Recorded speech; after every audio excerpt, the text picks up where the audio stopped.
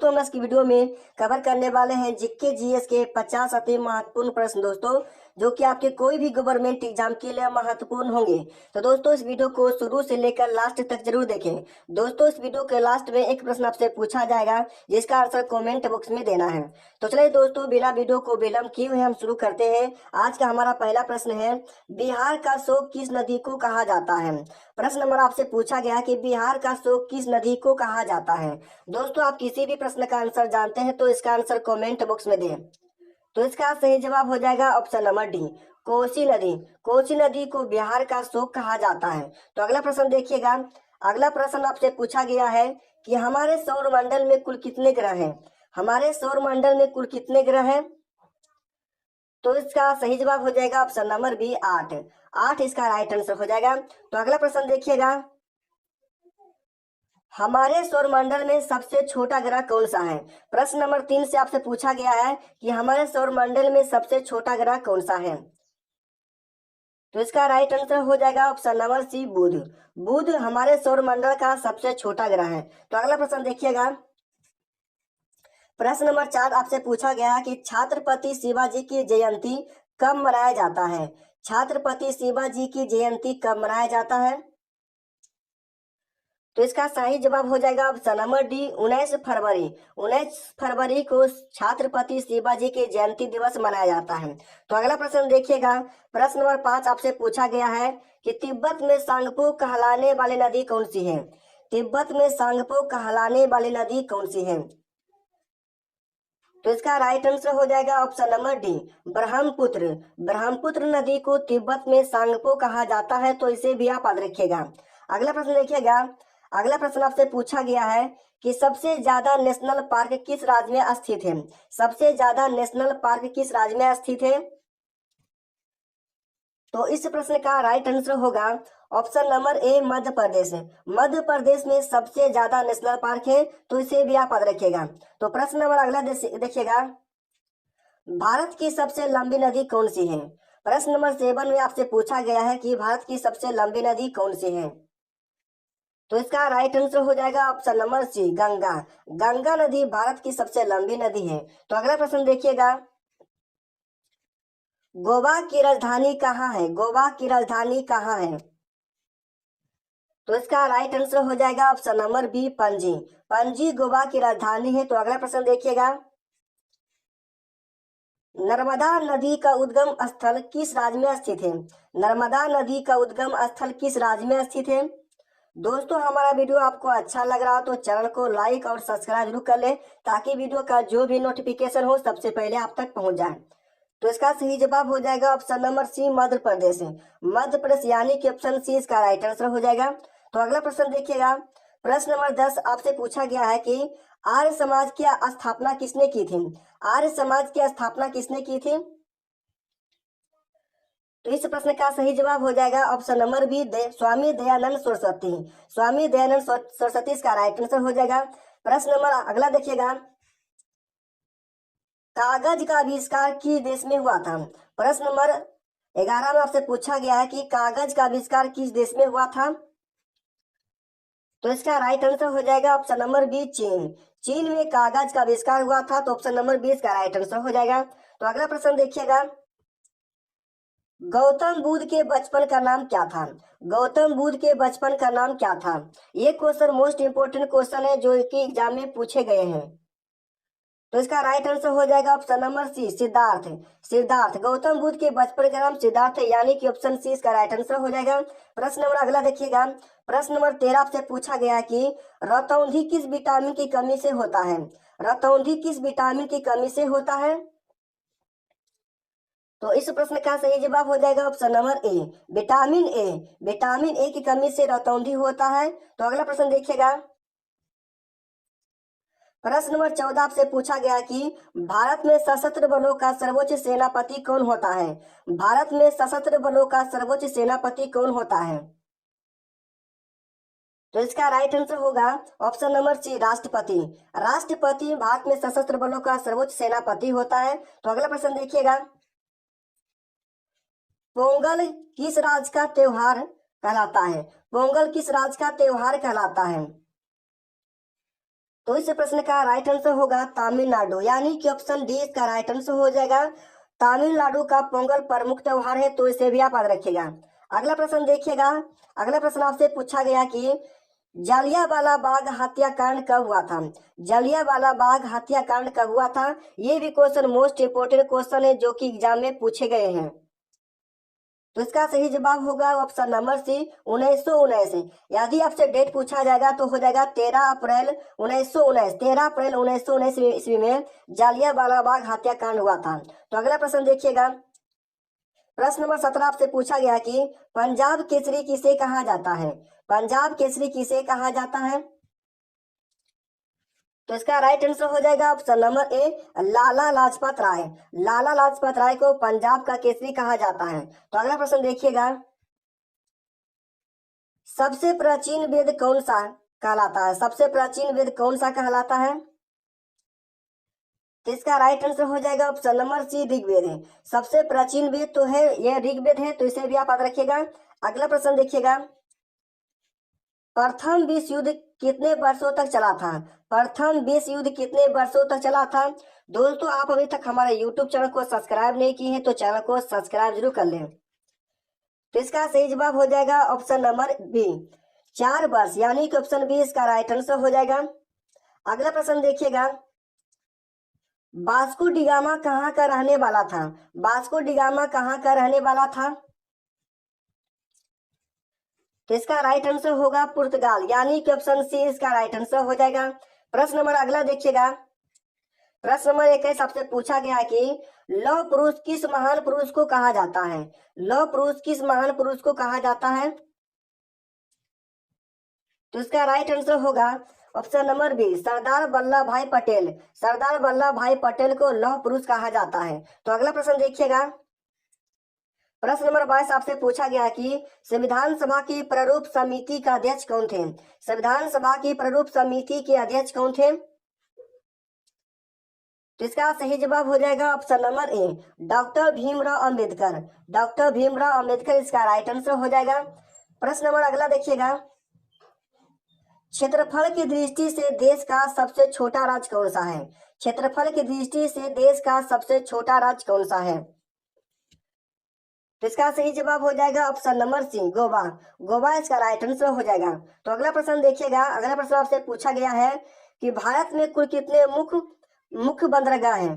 भारत में कुल कितने मुख्य बंदरगाह हैं, तो इसका सही जवाब हो जाएगा ऑप्शन नंबर डी, यानी कि 13। 13 इसका राइट आंसर हो जाएगा। प्रश्न नंबर अगला देखिएगा। प्रश्न नंबर आपसे 25 पूछा गया है कि भारत के प्रथम उपराष्ट्रपति कौन थे। भारत के प्रथम उपराष्ट्रपति कौन थे, तो इसका सही जवाब हो जाएगा option number B doctor Sarvepalli Radhakrishnan. Doctor Sarvepalli Radhakrishnan Bharat के प्रथम उपराष्ट्रपति थे। तो अगला प्रश्न देखिएगा।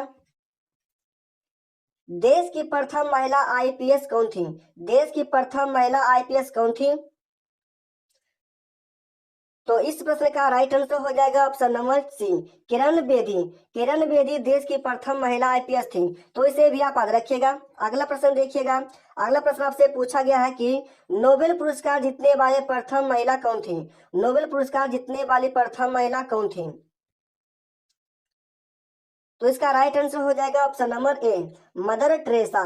मदर टेरेसा नोबेल पुरस्कार जीतने वाली प्रथम महिला थी। तो अगला प्रश्न देखिएगा। भारत का राष्ट्रपिता किसे कहा जाता है। भारत का राष्ट्रपिता किसे कहा जाता है, तो इस प्रश्न का राइट आंसर हो जाएगा option number A Mahatma Gandhi. Mahatma Gandhi को भारत का राष्ट्रपिता कहा जाता है। तो अगला प्रश्न देखिएगा। प्रश्न नंबर आपसे 29 पूछा गया है कि मनुष्य की खोपड़ी में कितनी हड्डियां होती है। मनुष्य की खोपड़ी में कितनी हड्डियां होती है, तो इसका राइट आंसर हो जाएगा ऑप्शन नंबर सी 22। 22 इसका राइट आंसर हो जाएगा। अगला प्रश्न देखिएगा। प्रश्न नंबर आपसे अगला पूछा गया कि मनुष्य की शरीर का सबसे बड़ी हड्डी कौन सी है।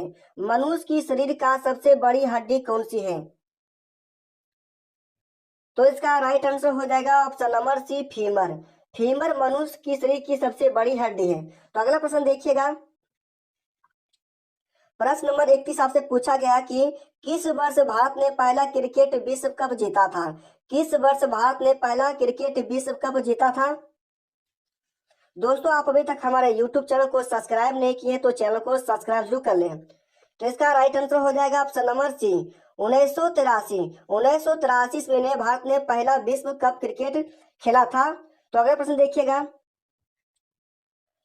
पौधे के कौन से भाग से हल्दी प्राप्त होती है? पौधे के कौन से भाग से हल्दी प्राप्त होती है?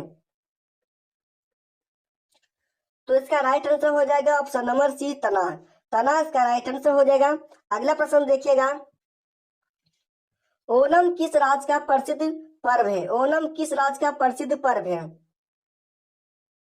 तो इसका राइट आंसर हो जाएगा option number B Kerala. Kerala का प्रमुख प्रसिद्ध पर्व है ओणम है, तो इसे भी आप याद रखिएगा। प्रश्न नंबर अगला देखिएगा, स्वर्ण मंदिर किस राज्य में स्थित है? स्वर्ण मंदिर किस राज्य में स्थित है? तो इसका राइट आंसर हो जाएगा option number B Punjab. Punjab इसका राइट आंसर हो जाएगा।